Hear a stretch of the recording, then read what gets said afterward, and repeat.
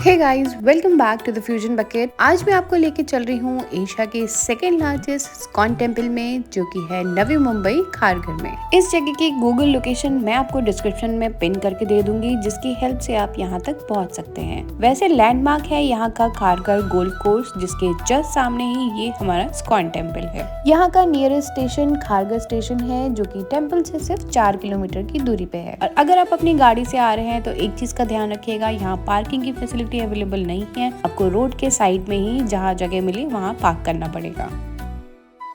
तो गाड़ी पार्क करके हम आ गए गेट नंबर 3 से अंदर। यहाँ शूज स्टैंड में आपको खुद शूज रखने होते हैं और ये है यहाँ का कॉरिडोर। यहाँ पे आपको मिलेगी एक छोटी सी कैंटीन, जहाँ पे आप चाय नाश्ता स्नैक खा सकते हैं और साथ ही यहाँ पे मिलेगा आपको डोनेशन काउंटर और प्रसाद डिस्ट्रीब्यूशन काउंटर। तो शूज सबमिट करने के बाद यहाँ हाथ मुंह धो के चलिए अब आपको लेके चलते हैं मेन मंदिर के अंदर और कराते हैं राधा रानी और कृष्ण भगवान जी के दर्शन। 8 एकर्स में फैला हुआ ये इस्कॉन टेम्पल, जिसको बनने में 12 साल लगे, ये एशिया का सेकेंड लार्जेस्ट इस्कॉन टेम्पल है, जिसका इनॉग्रेशन हमारे prime minister mister Narendra Modi ji ने 15 जनवरी 2025 को किया है। इस मंदिर के कुछ पार्ट अभी भी कंस्ट्रक्शन में है, जैसे कि ये इस्कॉन म्यूजियम, जो आने वाले टाइम में बहुत जल्दी पूरा हो जाएगा। तो ये टेम्पल बना है व्हाइट मार्बल से, जो कि दिन की सूरज की रोशनी में बहुत ही सुंदर लग रहा था। फिर हम आ गए स्टेप से ऊपर और स्टेप से ऊपर आके आपको सबसे पहले सामने दिखेगा गार्डन, जो अभी हमारे लिए ओपन नहीं किया है क्योंकि अभी यहाँ कुछ कंस्ट्रक्शन चल रहा है। ये है कृष्ण भगवान जी की मूर्ति और फिर उसके सामने है ये खूब बड़ा सा लॉबी एरिया, जहाँ बहुत सारी लाइट्स और फाउंटेन्स लगे हुए हैं और दोनों साइड इस तरह से ग्रीन गार्डन है, बट दोनों ही गार्डन अभी बंद हैं। बहुत ही सुंदर सुंदर फ्लावर्स लगे हैं और व्हाइट और ग्रीन और कलरफुल कॉम्बिनेशन दिन की रोशनी में बहुत ही सुंदर लग रहा था। ये है यहाँ का मेन मंदिर। हम यहाँ गए थे 28 की मॉर्निंग 8 o'clock। मंदिर को इनॉग्रेट हुए हैं 5 दिन और 5 दिन में से हम ये सेकेंड टाइम मंदिर आ रहे हैं। आगे मैं बताऊंगी आपको क्यों। स्टेप से ऊपर आते ही आपको कुछ इस टाइप के गेट्स दिखेंगे बड़े बड़े से, और ऊपर दिखेंगे ये सुंदर सी गोल्ड एंड पिंक में ब्यूटीफुल सी कारीगरी। नो डाउट आपको यहाँ देख के लगेगा कि क्यों इतने टाइम लगा इस मंदिर को रेडी होने में। इस मंदिर को इतने प्यार से, इतने इत्मीनान से बनाया है, वो यहाँ आके आपको फील हो जाएगा। हर एक चीज़ बहुत ही सुंदर और बहुत ही प्यार से बनाई है। मंदिर के अंदर आते ही सबसे पहले आपको दिखेगा ये सुंदर सा खूब बड़ा सा हॉल, जहाँ बैठ के आप पूजा पाठ, साधना और ध्यान लगा सकते हैं। और साथ में ही दोनों तरफ वॉल में इस तरह से पेंटिंग्स लगी हुई हैं, जो कि बहुत ही सुंदर तरीके से बनाई हुई है।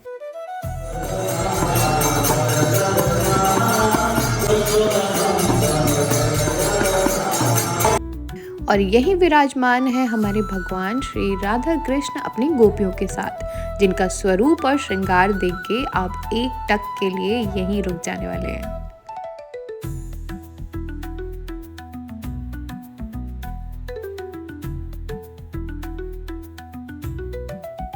राधा कृष्ण जी के लेफ्ट हैंड साइड में है हमारे सीता राम लक्ष्मण हनुमान जी के साथ। उनका भी श्रृंगार और रूप बहुत सुंदर है।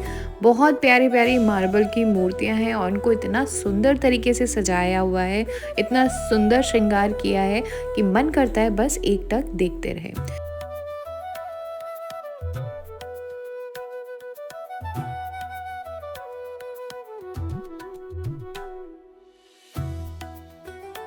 हमने भी किए दर्शन, लिया भगवान का आशीर्वाद और प्रसाद।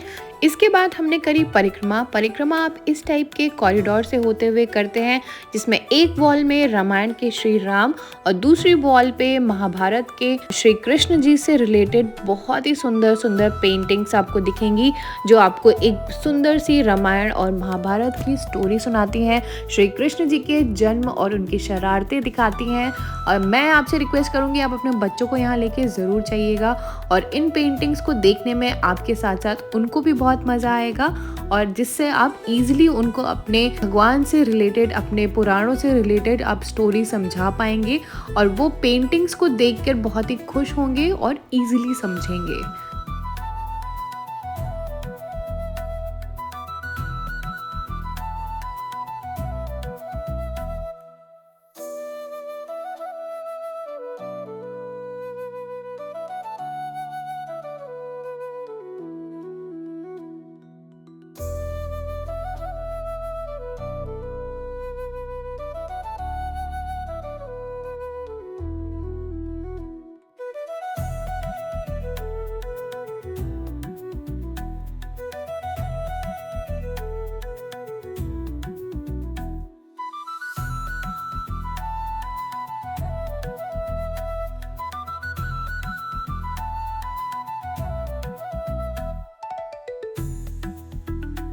इन सुंदर सुंदर मूर्तियों के साथ उन्हें देखते देखते हमने करी अपनी परिक्रमा पूरी, और उसके बाद हम कुछ देर यहाँ बैठ के हमने अपना टाइम स्पेंड किया। हम पहुंचे थे मंदिर 8 o'clock। तो हमारी जो आरती होती है मंदिर में मॉर्निंग की, वो हमसे मिस हो गई थी। काफ़ी सुबह हो जाती है होने को, लेकिन फिर भी मैंने स्केड्यूल पूछा था कि इन केस कोई अटेंड करना चाहता है आप में से, या मुझे भी अगर इन फ्यूचर आना होगा तो किस स्केड्यूल के थ्रू आएंगे। तो सबसे पहले मंदिर ओपन होता है सुबह 4:30 बजे, जब होती है मंगला आरती। 5 AM होती है तुलसी आरती। उसके बाद थोड़ी देर मेडिटेशन होता है, फिर श्रृंगार दर्शन किए जाते हैं 7:15 बजे भगवान जी के। गुरु पूजा होती है 7:25 पे, और फिर उसके बाद मॉर्निंग भगवत प्रवचन होते हैं सुबह 8 बजे से। राजभोग आरती होती है 12:30 बजे, और आधे घंटे के दर्शन के बाद 1 बजे मंदिर बंद हो जाता है। 1 से 4 मंदिर बंद रहता है। 4 बजे जब मंदिर ओपन होता है तो सबसे पहले 4:15 बजे होती है उतापना आरती। इवनिंग में तुलसी आरती होती है 6:30 पे। संध्या आरती होती है 7 PM, और इवनिंग के जो गीता भगवत प्रवचन रहते हैं वो होते हैं 7:45 पे। शयन आरती होती है 8:30 पे, एंड कुछ देर के दर्शन के बाद 9 o'clock को टेम्पल बंद हो जाता है। ये है मंदिर के बाहर बगल का एरिया, जहाँ पे आर्टिफिशियल ग्रास बिछी हुई है। यहाँ पे आप आराम से बैठ के टाइम स्पेंड कर सकते हैं। बहुत अच्छी हवा यहाँ लगती है। ये कुछ रूम्स भी हैं यहाँ पे। मैंने पता किया था 100 रूम्स हैं, जिनके डिलक्स रूम का प्राइस है 6000 रुपीज़। और मंदिर के बाहर से कुछ बाहर का नज़ारा इस तरह से दिखता है।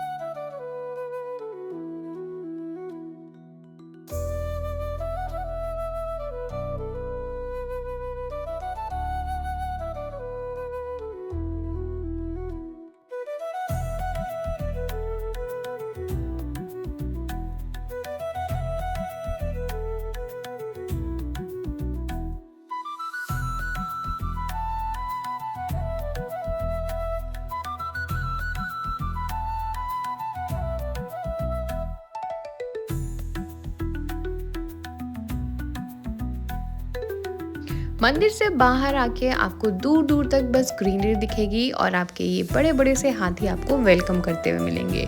जितना सुंदर मंदिर ये दिन में लगता है, उससे ज़्यादा सुंदर ये मंदिर रात की रोशनी में लगता है।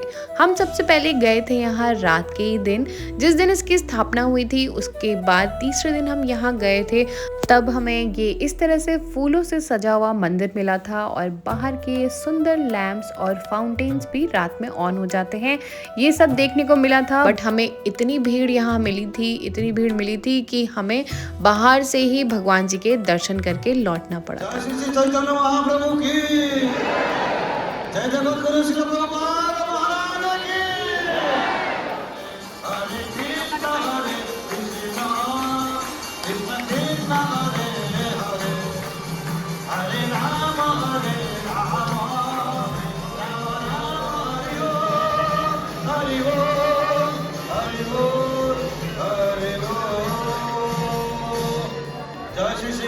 भगवान की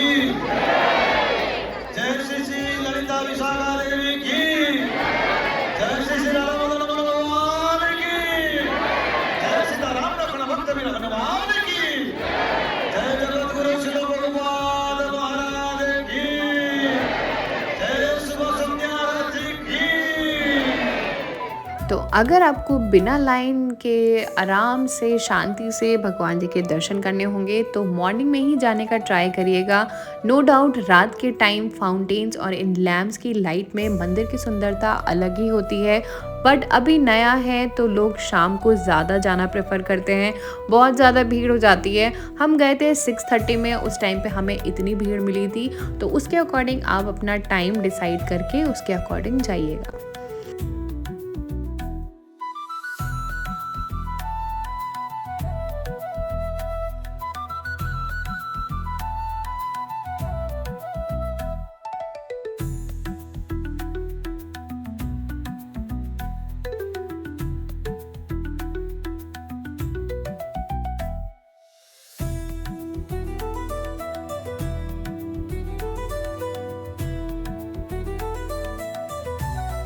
यहाँ अभी बहुत सारी चीज़ अंडर कंस्ट्रक्शन है, जैसे Govinda restaurant and health wealth and vice centre, और एक म्यूज़ियम भी बन रहा है जो मैंने स्टार्टिंग में आपको दिखाया था।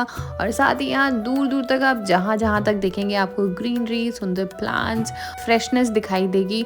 बहुत शांति, बहुत अच्छा लगता है। एक बार ये टेम्पल ज़रूर विजिट करिएगा। और ये है वो गेस्ट हाउस जो मैंने आपका प्राइस जिसका बताया था 6000 रुपीज़ डिलक्स रूम का। उसमें इस तरह से कुछ पेंटिंग्स बनी हुई हैं और उनको डेकोरेट किया गया है।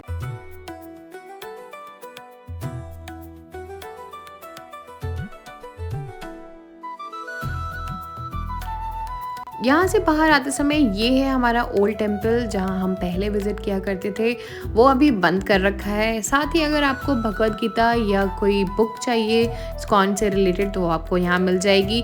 गोपाल जी के कपड़े यहाँ मिल जाएंगे और यहाँ से प्रसाद ज़रूर लीजिएगा। हरे कृष्ण। हरे कृष्ण।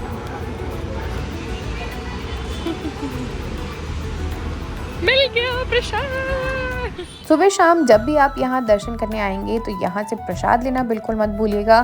खिचड़ी, दलिया, हलवा, जो भी भगवान जी को भोग लगता है वो यहाँ भोग में मिलता है। हमें मिला था हलवा। और इसके अलावा अगर आपको वॉशरूम जाना हो तो उसकी फैसिलिटी भी यहाँ पे अवेलेबल है।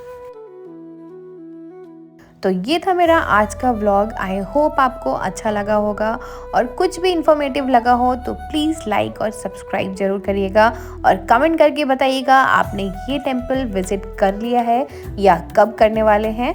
तब तक के लिए टेक केयर, बाय बाय, और कमेंट सेक्शन में मुझे राधे राधे लिख के ज़रूर जाइएगा। मिलते हैं नेक्स्ट व्लॉग में, तब तक के लिए ओके बाय।